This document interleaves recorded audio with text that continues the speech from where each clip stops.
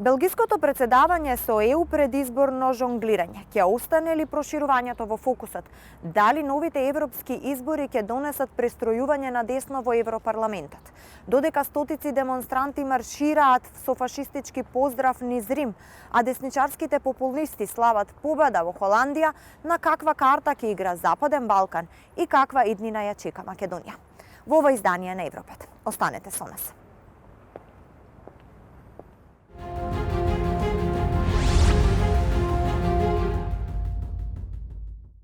Колку Европската Унија е вистински спремна за проширување? Што можеме да очекуваме од Белгија во следните 6 месеци? И какво е расположението на новиот француски премиер Атал за проширена и реформирана Европа? I don't think that enlargement is a real point which will be discussed during the European elections. And it is very, very problematic because you see what happened in Serbia. More and more the people are less and less convinced that enlargement will arrive very, very quickly. And today, when we announce on one side that 2030 will be the date for enlargement, and if on the other side you say no, 2030 will be the date for the deepening the institution, everybody is lost. And when you are back at the local people and you are back at the local citizen living in the European Union, they are not interested by this subject. And at the end, what is the final situation? The more important topics are situation with economy, situation with migrants, maybe, depending on the countries, and so on and so on. But definitively, if at the upper level of the European Union, we have to discuss about enlargement, if you are back to the local citizens, it is not the problem. And it is exactly the same situation in Belgium, but more complicated because you have to first to vote on two entities and after to find an agreement between electoral results in these entities, etc., etc. So I am not very convinced that the fact that the Belgian presidency will be very involved in enlargement. The only point what will be interesting is that this year, in May 2024, we will celebrate the 20th anniversary of enlargement of 2004. And it is a way to show to people, to citizens, that in 2004, we have been able to attract in the European Union 10 countries. And if we are back to the Balkan region, we are just discussing about 6 countries, less than 20 million inhabitants. So if you want to make the comparison, or if you want to open a discussion on enlargement, well, what will happen in May 2024 will be very interesting to see how we will commemorate what happened 20 years ago, because when you are in Poland, when you are even in Hungary, you see that enlargement was a real, something very important to these countries. The problem that we face with young people is, on one side, more and more they are totally, convinced with Erasmus projects and so on and so on, but by the end, it is not because you are making an Erasmus project that you are a real European. And the fact that you face with Gabriel Attal, who is now our Prime Minister, and by the way, we know maybe at the end of the day or tomorrow at the latest, who will be the Minister for European Affairs. What will be very interesting, what is very interesting with young people, and especially with people like Gabriel Attal, of course, they are totally pro-European guys. But it is so obvious for them that they have totally forgot all the things that we have to do to be totally European. And it was very important. We had some days ago that commemoration concerning the death of Jacques Delors, and to see all that people remembering what Jacques Delors has done for the European Union. Maastricht Treaty, Euro, and so on and so on. But when you see all the things which have been made under the Jacques Delors presidency, you can make the comparison with other presidents of the European Union after, or European Commission after. It is definitively not the same success. And definitively, when you are discussing with people today, and with people like Gabriel Attal, because I know him, well, it is so obvious that they don't see all the things we have to do to make that things so obvious to people. And that's the problem that we face today. citizens, they are so, let's say, used to be inside the European Union that they have totally forgotten all the things, all the efforts that you have to do to create the European Union and to have this European Union functioning today. Председателството со ЕУ се врати во срцето на Европа, но новиот 6-месечен председавач со Европската Унија Белгија е соочена со низа предизвици. Европски и белгиски избори и закана за отцепување на Фландрија. Последните анкети во земјата покажуваат дека екстремно десничарската партија е најголема политичка сила во земјата. Yeah, so this year is a very important election year all around the world. It's I think the biggest election year in at least in my lifetime history, and it's particularly important because the European Parliament will be voting, which is of course over 400 million citizens across the EU and 27 member countries. There is a lot of concern because everyone expects, based on opinion polls and various types of surveying, that the various right-wing parties, some call them far-right parties or extreme right or just more conservative parties, are going to win. And I think it's important to bear in mind that some of these concerns and preoccupations are founded and some of them are less founded or less serious. Now, with regards to Belgium, it's very likely that some of the right wing will play a more important role. And when it comes to European parliamentary elections around the European Union, we also expect some countries to have more right wing leaning, but you also have some countries who will have more liberal left wing leaning, like Poland and so forth. So it depends a little bit on where we look in Europe with regards to who will win. But one thing is for sure, which is that left-wing parties and right-wing parties and centre parties all give much more attention to issues of migration as well as security and defence. So this is no longer a solely right-wing topic. We cannot expect the splitting of north and south of Belgium. However, what we have seen over a very long period of time is that Belgium is going from federal to confederal. So it is moving from a model like the German model to a model like the Swiss model. So more power is given to regions in certain areas where its citizens and its countries believe that it's a better idea to have more decision-making and budgetary decision-making at a local level. But in terms of splitting the country entirely, that's extremely unlikely and probably not desirable for anyone. Додека Унијата се спрема за реформирана Европа до 2030 година, стотици демонстранти маршираа со забранет фашистички поздрав во Рим.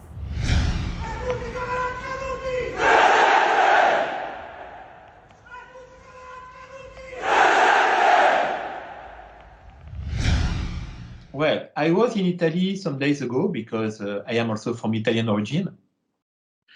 And, you know, it is very astonishing what happened in Italy because 5 years ago, when you're remembering of the polls in Italy, Meloni was around 4% before the parliamentary election in 2019. 4%. And when today you see that she is very popular around 30%, it is totally ununderstandable when you are not discussing with Italians. And when Italians are why Italians are supporting Meloni on large side of the society? Because of a loss of confidence in the European Union. They faced, you know, that migrant crisis some years ago. And obviously, all the countries around Italy closed their border. Of course, we have to discuss about the migrant pact, asile pact, and so on and so on. But at the end, finally, when you're discussing with Italian people, they have perfectly seen that the European Union countries were not ready to support the situation in Italy. And it was the main reason why Italians supported Meloni, because she was the only one saying, okay, Italy is inside Europe and Europe has to support us. And today it is very strange because, of course, when you have at a fascist ceremony in Roma, it is very easy to say that some years ago, Meloni was participating in that kind of ceremony. But today, when you see that Meloni is supporting the European Union strategy towards Ukraine, she is not on the same line than Orban, for example. When you see that more or less Meloni is trying to find some compromise with the European Union, well, when you are discussing with Italian people, they think that she is not so, extreme right. And on the same time, when you see that today we are not ready to help Italy in the challenge they face with the migrant crisis, well, it is the best way to support her if you want to. It's real. Well, it is my Italian face which is speaking now, but I'm discussing with a lot of people who are, voting for the Communist Party before, who were voting for the Democratic Party, who were voting for Five-Star Party, and so on and so on. But large part of them are now supporting Meloni because they are supporting Meloni in the way that she is trying to convince the European Union to support what happens in Italy. And that's not the case today. In a way, Meloni today, she is totally pro-European girl, in a way. It is totally, strange to me because, of course, we're perfectly aware of the relation that Meloni has with other extreme right parties and so on and so on. But by the way, due to the fact that she has the power in Italy, well, she became, let's say, more respectable and maybe more aware of what is to be at the power. А холандскиот екстремно десничарски популист кој вети дека ќе ја запре целата имиграција во земјата е новиот победник на изборите во Холандија. Well, I think that the Netherlands, we will have to see to which degree the Geert Wilders party will be able to govern or work together with other political parties. There's a lot of question marks about that. But I think what we see in the Netherlands is that the concern with regards to migration, concern with regards to how to govern functionally multiculturalism are very high on the agenda for many people. Now, the reason behind this is complex because when it comes to, for example, migration figures, it's quite clear that that disinformation and misinformation may be leading certain people to vote in rural countryside Netherlands for far-right parties based on misinformation as opposed to based on reality. And so this is a kind of a concerning trend. Now, with regards to how the Netherlands will govern with these new parties and so on, I think it's very unlikely to govern very differently than it already has, because the Netherlands is the #1 harbor in the European Union. The Netherlands is a central pillar of the single market, and the Netherlands benefits enormously from exporting its goods to the rest of the European Union. So I think we have to differentiate between electoral strategy and trying to get into power, and then what these governments will actually deliver afterwards.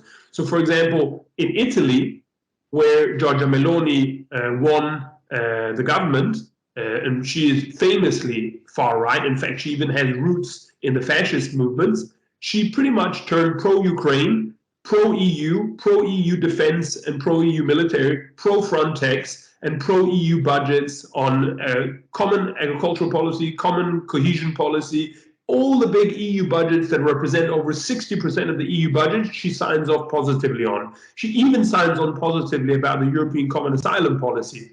So I think it's very, very difficult to say with certainty what all of these far-right parties will do once they actually get into government, because the track record shows that they say one thing before the election and then they do another thing when they come into power, which is very normal for many governments and democracies. Господин Трошановски, Белгија го презема претседавањето со Европската унија од 1 јануари. Што може да очекува Западен Балкан или конкретно Македонија во следните 6 месеци од Белгија како претседавач со Европската унија? Тука се два момента, што Македонија може да направи во врска со своите обврски и што Белгија може да направи во врска со незините обврски во делот на реформата на Унијата околу проширувањето, да речем. Во овој дел што се однесува на Европската унија, Белгија има тешка задача, како што знае да има внатрешни избори, федерални, регионални, така натаму. Има европски избори, што значително го комплицира незиниот мандат, ги црпи ресурсите за посветување по големо, поинтензивно на реформите на Европската унија, кои што се однесуваат на делот на проширување. Тука треба да се донесе и европскиот буџет, има многу преговарања, многу енергија се зема, реално и тоа е најзначајната политика, затоа што се парите тука, нели се разбира Унијата, која што одзима многу енергија. Така да, од тој аспект, иако во дел од приоритетите е споменато проширувањето, во првиот приоритет, мислам, на председателствувањето со Унијата, не верувам дека ќе има сили да избутка некаква позначителен прогрес во тој дел. Зошто? Затоа што, како што и самата министерка за надворешни изјави и белгискиот премиер ја повторија она мантра дека Унијата треба прво внатрешно да се подготви пред да се подготви за прием на нови членки од надвор, што би значило дека европската реформа, процес кој што е веќе започнат, треба прво да добие консензус или согласност со сите членки, што е далеку од ситуацијата која што имаме сега, особено во делот што нас не засега. Има многу повеќе консензус околу тоа да не се носи со консензус одлука поврзана со надворешна политика или со безбедност. Меѓутоа, во делот на проширувањето, каде што нас најмногу не засега да се трне можноста за блокирање од страна на една земја членка, односно одлуки да се носат со квалификувано мнозинство, се уште сме далеку од консензус и голема е блоковската поделеност. За сега идејата е да има консензус при отварање и при затварање на преговорите, а све помеѓу да се констатира со квалификувано мнозинство, што нас не олеснува работата, во смисла на тоа дека поради ирационални барања, билатерални спорови што ги имаме, нашиот евентуален успех во напредок по поглавја и по кластери би бил забавен преку некои имагинарни вета или други изговори за вето. Значи, од Белгија не очекувам многу од тој аспект, како што реков, што поради исцрпеност на ресурси заради овие аспекти, така и поради тоа што се уште нема никаков консензус. Уште повеќе што годината 2030 не беше спомената експлицитно од нив, односно беше констатирано дека тоа некакав повеќе символична бројка, што повторно ни ги намалува надежите дека има цврста визија јасна околу роковите за внатрешна реформа на Унијата. Овој втор аспект околу тоа што може Белгија да направи, а што се однесува до тоа што ние можеме да направиме за Белгија да ни помогне, е поврзан со, се разбира, добро познаете уставни измени кај нас, кои што се услов за да почнеме да ги отвараме поглавијата, и тука е нашата внатрешна динамика на председателски и парламентарни избори кои што следат пролетва. Не дава многу надеж исто така дека ќе направиме некаков голем исчекор, како што знаеме нашите институции и носењето на политички одлуки се значително блокирани во период пред, за време и по месец-два по изборите, што ќе го доведе, да речем, новото владино мнозинство, какво и да е тоа, во теснет ситуација на крајот Белгиското претседателство, евентуално при некаква заеднички договор да ги донесе уставните измени. На крај на краишта тоа и никаков проблем, бидејќи според заклучоците од преговарачката рамка, пакетот кој што го добивме, ние по автоматизам би ги почнале, би продолжиле со првата меѓувладина конференција отварањето на кластерите. Така што дури последниот ден, сега символично кажано од Белгиското председателство да ги направиме уставните измени, ние може да очекуваме дека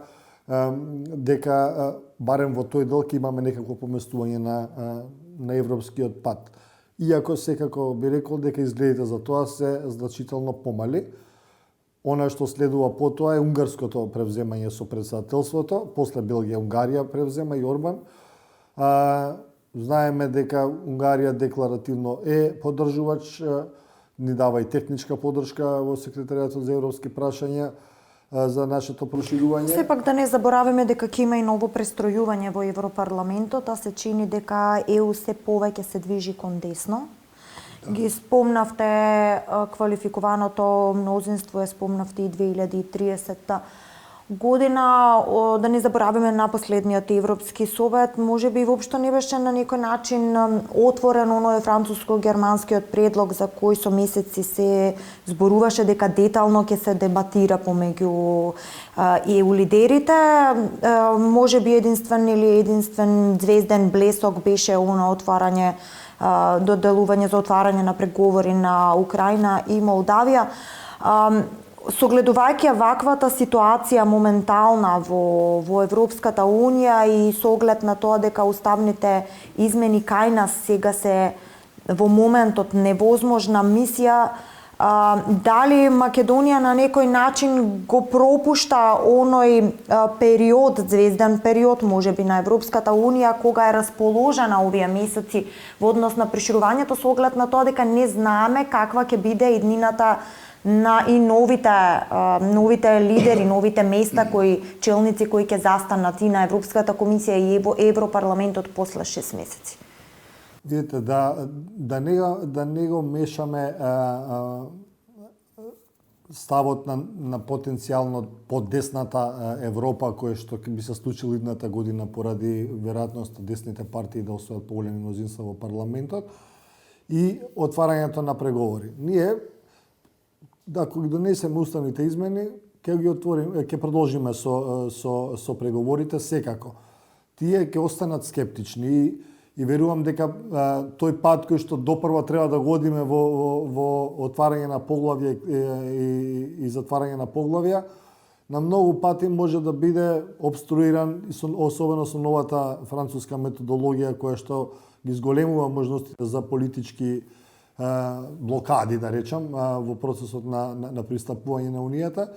Ние тоа можеме да го искусиме понатаму. Сега во оваа фаза, без оглед какви ќе бидат изборите и исходот од нив во Европската Унија, не верувам дека некој ќе рече, ако ги донесеме уставните измени, Македонија нема да продолжи понатаму. Меѓутоа, тоа е пат што потоа нас ќе ни одземе многу години. Секако нема да биде тоа 4 години, како што велат некои европски експерти, според мене. Туку многу повеќе, особено имајќи предвид внатрешната политичка волја и капацитетите кои што ги имаме да се справиме со комплексните задачи кои што произлегуваат од усогласувањето на законодавството со европското аки. Да, мислев на 2030 како целна година со оглед на тоа дека владата ја поставуваше. Во однос на последните изјави на председателот на Европскиот совет Шарл Мишел, кој што најави дека ќе се кандидира за Европарламентот и дека е можно на негово место да застане, да седне на неговото столче Виктор Орбан во случај да не се најде човек.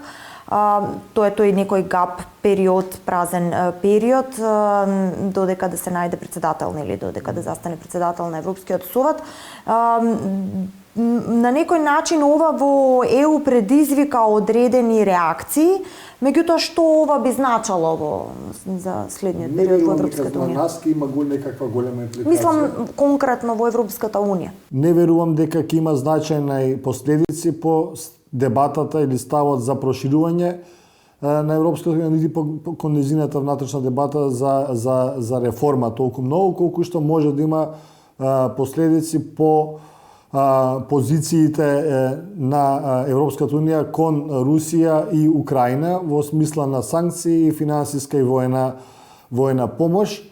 Мислам дека тоа ќе се искористи за да се релативизира или ублажи одговорноста или назадувањето, да речем, на Унгарија во делот на владењето на правото, на кое што Брисел инсистира да биде коригирано или санкционирано.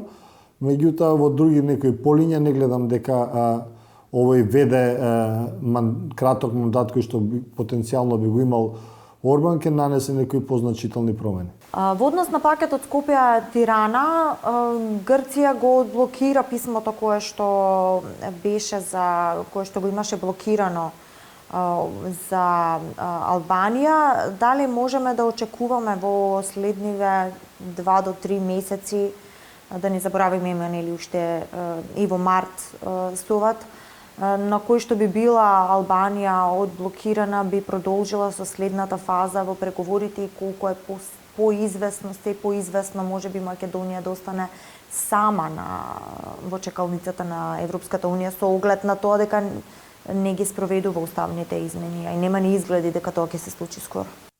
Така е, мислам дека ќе ни се даде шанса да бидеме почекани.